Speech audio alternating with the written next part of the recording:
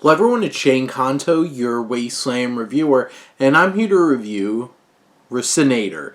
And this film is from a filmmaker, Alison Tavel, as she discovers a synth prototype from her father who is recently deceased. Her father who she never really had like this connection with.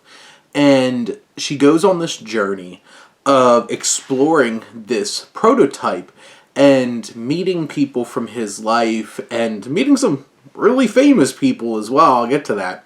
And trying to build this legacy and trying to make a connection with her deceased father.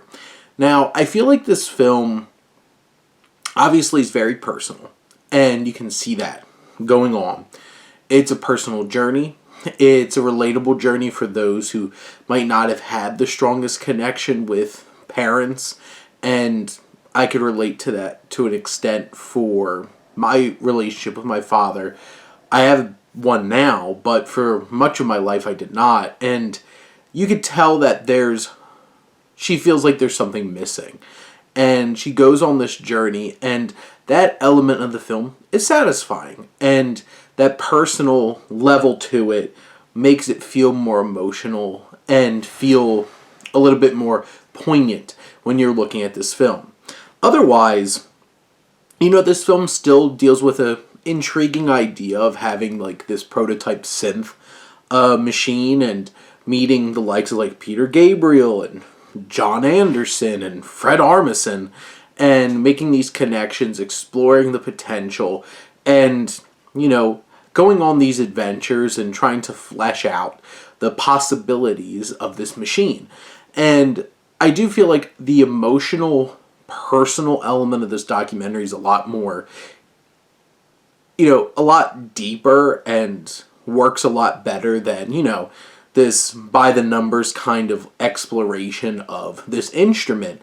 And the film's really trying to balance those two kinds of things, and I feel like the elements where it's like, hey, even though she's talking to Peter Gabriel, which I think is pretty freaking cool, it just doesn't hit and resonate the same way as those moments where it's like her meeting like her dad's long lost twin and stuff like that.